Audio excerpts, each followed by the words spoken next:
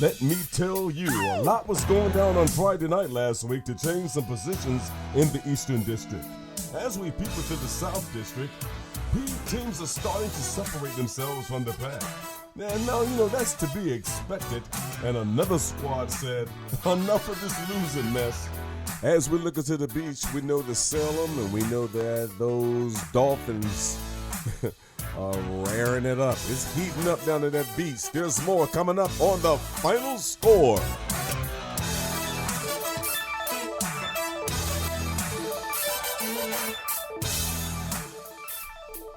Well, we're back from that break, and we're going to start off with Hank Sawyer and those Titans on a Monday night game.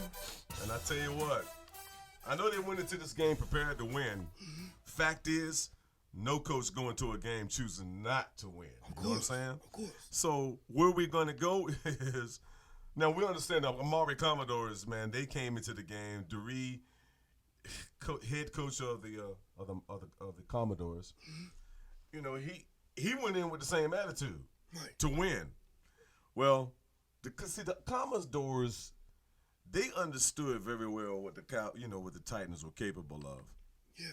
And the one thing the Commodores knew was they had learned from the losses they've suffered in the past from the Titans. As they should. So Coach Duree and the Commodores came into the game with no holds barred, attitude, and they produced. But sometimes penalties, man, can break your spirit. They can. But one thing I understand. What's that? Scoring changes all them penalties, you know what I'm saying? Oh, yeah. So, and, that's exactly what Duree and them did after suffering those penalties. They came back in the first quarter, and they scored, man. They scored. And Maury's defense caused the Titans some problems. And one of those problems was a fumble picked up by the Commodores, which turned into a quick 53-yard touchdown by Cameron LeBarn. And after that, the Commodores had two more big play touchdowns. And the score, bruh, it was 28-0 before the Titans could look at it. That's a big deficit. But I tell you what, the Commodores experienced that. No, the Titans experienced that. Forgive me. Right. They experienced that the week before with the Warriors, right, or Warwick, over in Hampton.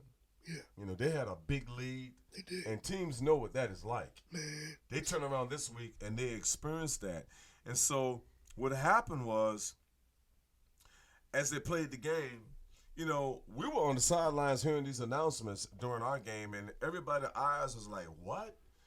It was a real shock because it's very seldom you hear Hank and them in this situation. Yes, sir. And so, but Friday night was different with a 49-7 victory. The Maury Commodores will face Churchland this week. And the Truckers are undefeated, and it's the battle of the undefeated this coming Friday night. And I'm going to tell you, man, it's going to be a good one. It's going to be a big one, bro. Big turnout. It's going to be a big turnout. Man, I'm going to tell you, I expect some big things to happen in this game. Right. I expect some crazy things to happen in this. But I got to tell you what, man. What's that? It ain't no joke. It's not no joke, bro. So we're going to find out. Because Churchland right now, they're blasting on all cylinders now. Now, maybe some people might think the game they won, the Truckers won Friday night, was not as impressive. But they won. The whole thing is coming out of there unscathed. You want to come out, no injuries, kids healthy. You can get in the film and you can fix some things and you can tighten up on some things. Because there's always things to fix, man. Always. Yeah, there's always stuff to fix. There's always ways to do it. That's our producer over there. We call him Whispers. And you know why now. Because he talks with such a whispering voice. Hey, man. But I tell you what, we are going to come back with more. We're going to have these rankings and these scores and a whole lot more right after this.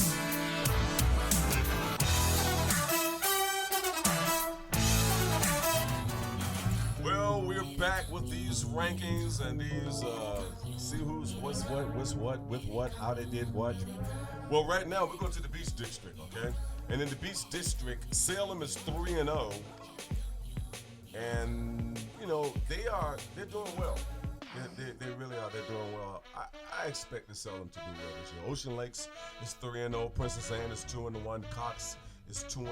Lansdowne 1-2. Now that one is a surprise because I saw them this summer over in Western Branch, and Coach Reeman and them, man, they look good, But I mean, come on, man.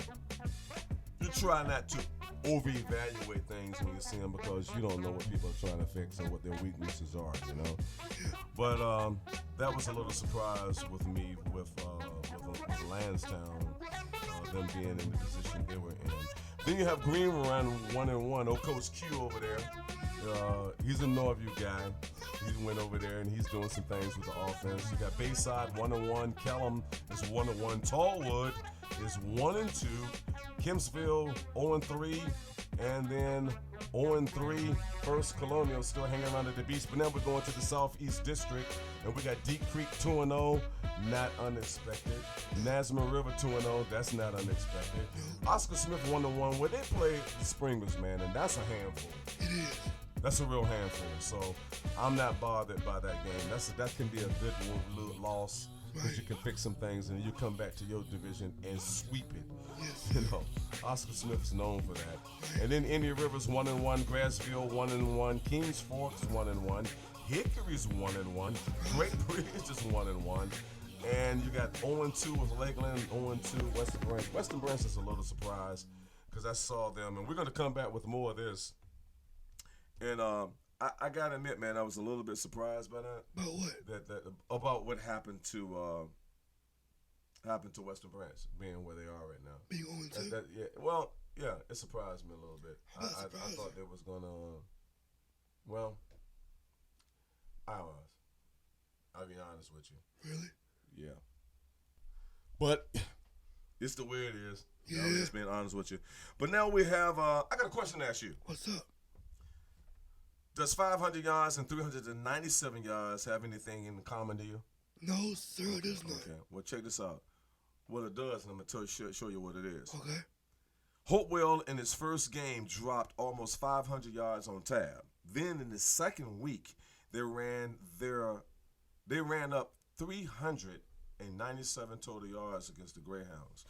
Now, Coach Arby feels like his line is the best line in the state. But when a team puts up these kind of yards, I mean, who's going to argue with that? And I tell you, man, it's real interesting that how that can happen. So, I mean, you can't argue with it. You can, but come on, really? Coach Arby believes his guys deserves the attention, man, and he's giving it to them, that line, and you need to. However, the Greyhounds believe they had a terrible start in the first quarter. DeMonte Dunlap put together a strong drive with a 3-yard touchdown to bring them within 7 points. This game made the Greyhounds feel, whenever they got close, it seemed like it just kept pulling away from them. Now, whenever you can hit 77 yards on a strike, things can't look up. And what Shaheem Cannon gave the Greyhounds from Jacoby Smith was that long pass, that 70-yard pass. But,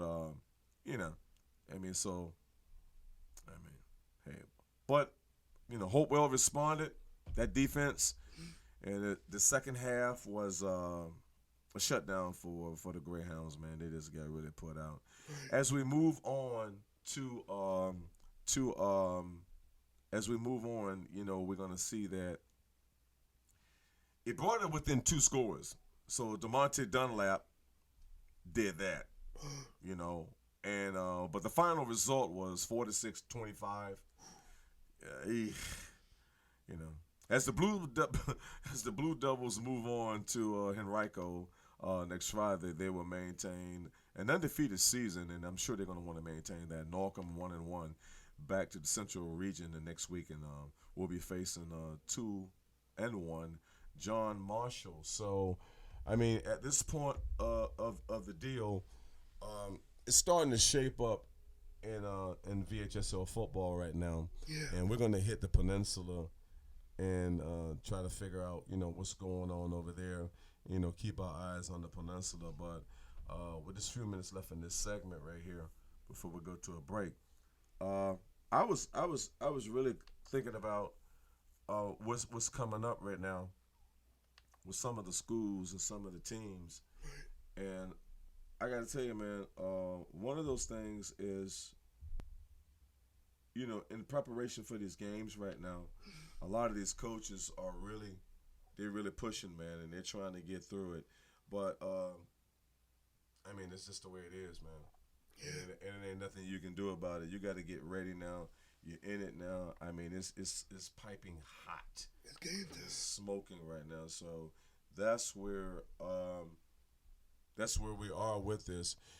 We're going to come back. When we come back after the break, we're going to hit the last of these rankings. We're going to do the Peninsula District and Bay Rivers District. And we'll be back with more. And now, don't forget, guys, when you want to contact us here at The Final Score, Facebook for The Final Score is The Final Score, lowercase, 1955. That's how you contact us on Facebook. Now, Twitter is at The Final Score 82. Twitter is at The Final Score 82. Now, the YouTube channel is on The Final Score B48 Productions. The Final Score B48 Productions. Now, for our personal Twitter page, you can go at Final Barry, or you can go at Final Joseph. Then you can contact us personally. But if you want to contact the producer Joe personally on his Facebook page, is The Final Score 1992. You're going to see all this at the bottom of the screen from time to time, so you can keep in touch with us. Let us know how you like the show. Let us know how we can stay on top of everything. Send some ideas if you want to, some things you'd like to talk about. Now, we try to stay away from the national teams and stuff, man, because it takes so much information and such a team to gather the information, and there's so many of them out there, man. Yeah. I'm just mainly focusing on local high schools and local colleges. And we're going to get to ODU, Norfolk State, Hampton, William and Mary, CNU, yeah, Christopher Newport. They're sitting over there quietly doing their thing. And I tell you what, we're going to do this thing, man, and we're going to have a lot of fun at it. But I'm telling you now, just sit back and enjoy.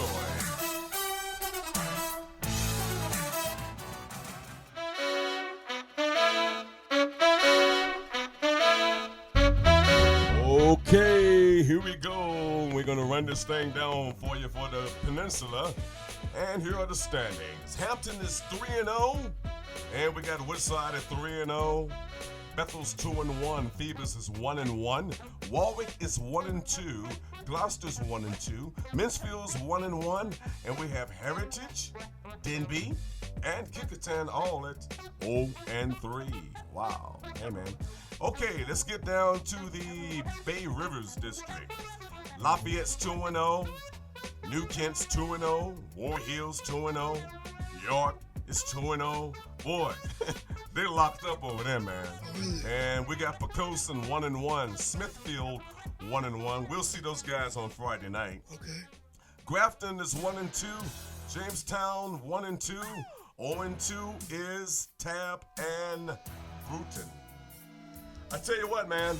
It was a good show today, and I tell you what, I want to thank you for listening in. Be sure to subscribe. Don't forget to go to our pages and check us out. You want to go to Facebook, The Final Score 1955. You want to go to Twitter, is The Final Score at The Final Score 82. And when you want to go personal, it's Final Barry and Final Joseph for the producer. Thank you again for watching. Thank you again for listening. Thank you for participating. Thank you for subscribing, man. And we love it. We're enjoying it. The Final Score.